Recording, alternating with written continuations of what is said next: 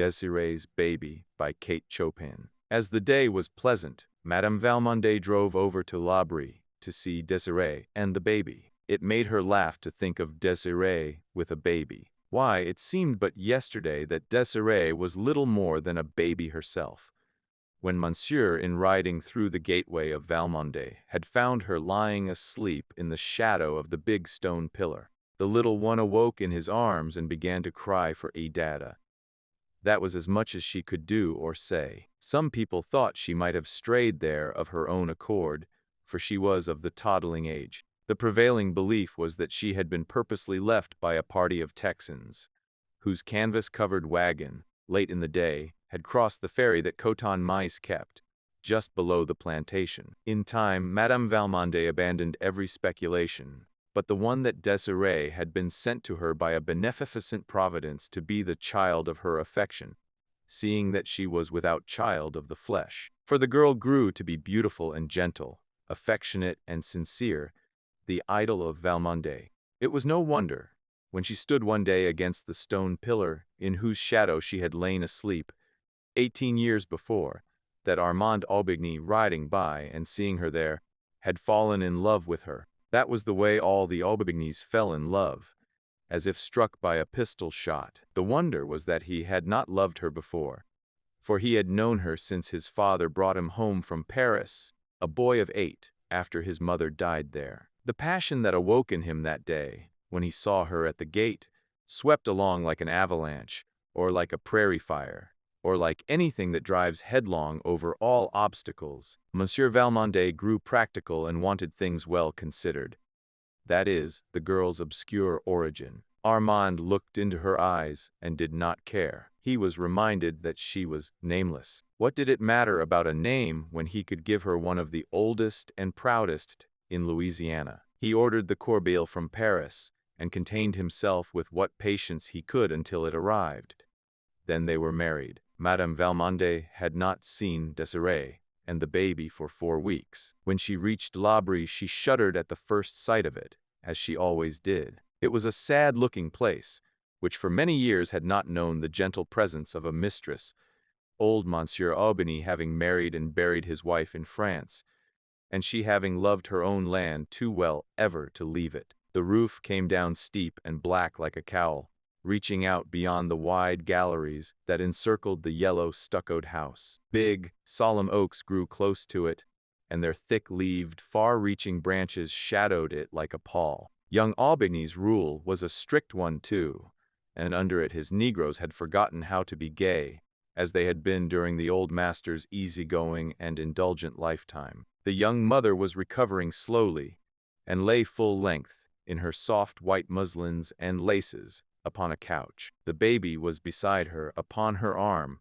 where he had fallen asleep, at her breast. The yellow nurse woman sat beside a window fanning herself. Madame Valmont bent her portly figure over Desiree and her, holding her an instant tenderly in her arms. Then she turned to the child.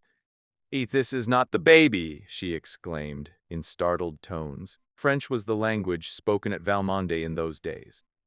"I knew you would be astonished," laughed Desiree, "at the way he has grown. The little cochon de lait. Look at his legs, mamma, and his hands and fingernails. Real fingernails. Zandrine had to cut them this morning, isn't it true, Zandrine?" The woman bowed her turbaned head majestically. "My sigh, madame. And the way he cries," went on Desiree, "is deafening. Armand heard him the other day as far away as La Blanche's cabin." Madame Valmont had never removed her eyes from the child. She lifted it and walked with it over to the window that was lightest. She scanned the baby narrowly, then looked at Searchingly, whose face was turned to gaze across the fields. "Yes, the child has grown, has changed," said Madame Valmont, slowly, as she replaced beside its mother. "What does Armand say?" Taste became suffused, that was happiness itself. "Oh, Armand is the proudest father in the parish, I believe, because it is a boy to bear his name. Though he says not that he would have loved a girl as well. But I know it isn't true. I know he says that to please me. And mamma," she added, drawing Madame Valmont's head down to her, and speaking in a whisper, He hasn't punished one of them, not one of them, since baby is born. Even Negrelon, who pretended to have burnt his leg that he might rest from work, he only laughed and said Negrelon was a great scamp. Oh, Mama, I'm so happy, it frightens me.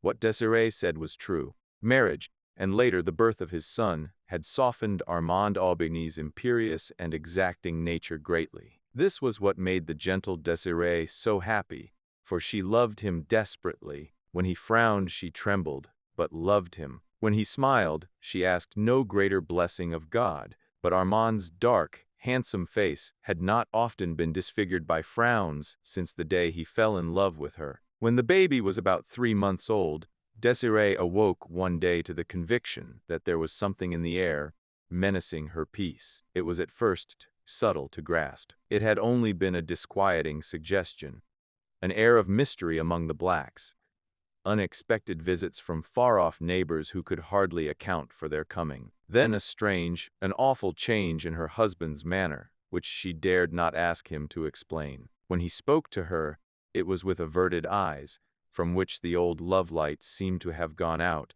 He absented himself from home, and when there, avoided her presence and that of her child without excuse. And the very spirit of Satan seemed suddenly to take hold of him in his dealings with the slaves. Desiree was miserable enough to die. She sat in her room one hot afternoon, in her peignoir, listlessly drawing through her fingers the strands of her long, silky brown hair that hung about her shoulders. The baby, half naked, lay asleep upon her own great mahogany bed, that was like a sumptuous throne, with its satin-lined half canopy. One of La Blanche's little quadroon, half naked too, stood fanning the child slowly with a fan of peacock feathers. Desiree's eyes had been fixed absently and sadly upon the baby, while she was striving to penetrate the threatening mist that she felt closing about her. She looked from her child to the boy who stood beside him, and back again, over and over. Ah! It was a cry that she could not help, which she was not conscious of having uttered. The blood turned like ice in her veins, and a clammy moisture gathered upon her face. She tried to speak to the little quadroon boy, but no sound would come at first. When he heard his name uttered, he looked up, and his mistress was pointing to the door. He laid aside the great soft fan, and obediently stole away, over the polished floor, on his bare tiptoes. She stayed motionless, with gaze riveted upon her child, and her face the picture of fright. Presently her husband entered the room, and without noticing her, went to a table, and began to search among some papers which covered it.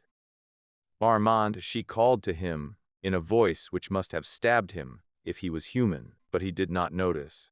Armand, she said again, then she rose and tottered towards him. Armand, she panted once more, clutching his arm, look at our child, what does it mean? He coldly but gently loosened hers from about his arm and thrust the hand away from him. You tell me what it means, she cried despairingly. Means, he answered lightly, is not white. That you are not white. A quick conception of all that this accusation meant for her nerved her with unwonted courage to deny it. It is a lie. It is not true. I am white. Look at my hair, it is brown, and my eyes are gray. Armand, you know they are gray, and my skin is fair, seizing his wrist. Look at my hand, whiter than yours, Armand, she laughed hysterically. As white as La Blanche's, he returned cruelly, and went away leaving her alone with their child. When she could hold a pen in her hand, she sent a despairing letter to Madame Valmont. My mother, they tell me I am not white. Armand has told me I am not white. For God's sake tell them, it is not true. You must know it. Not true. I shall die. I must die. I cannot be so unhappy and live. The answer that came was as brief. I, my own Desiree, come home to Valmont, back to your mother who loves you. Come with your child. When the letter reached Desiree, she went with it to her husband's study, and laid it open upon the desk before which he sat. She was like a stone image, silent, white, motionless after she placed it there. In silence, he ran his cold eyes over the written words. He said nothing. Shall I go, Armand? She asked in tones sharp with agonized suspense. Go. Do you want me to go? Yes, I want you to go.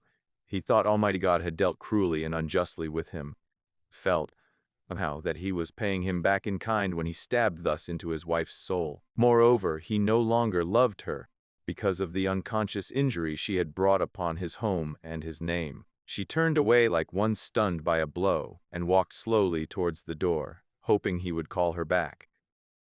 "Goodbye, Armand," she moaned. He did not answer her.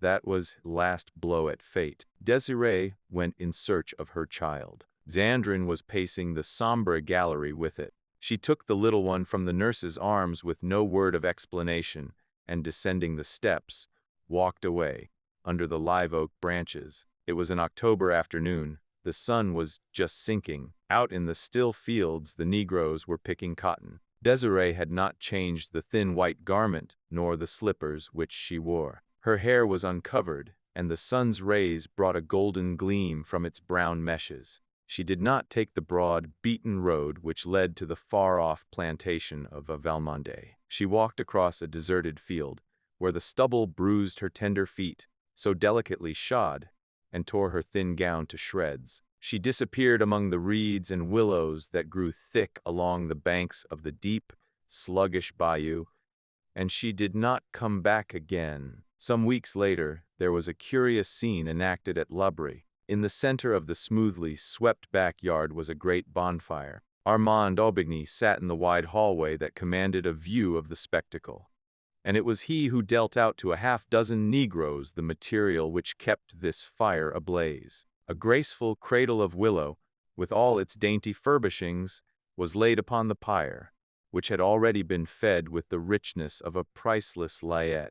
Then there were silk gowns and velvet and satin ones added to these, laces too and embroideries, bonnets and gloves, for the corbeille had been of rare quality. The last thing to go was a tiny bundle of letters, innocent little scribblings that Desiree had sent to him during the days of their espousal. There was the remnant of one back in the drawer from which he took them, but it was not Desiree's. It was part of an old letter from his mother to his father. He read it. She was thanking God for the blessing of her husband's love. "But, above all," she wrote, "night and day, I thank the good God for having so arranged our lives that our dear Armand will never know that his mother, who adores him, belongs to the race that is cursed with the brand of slavery." The end.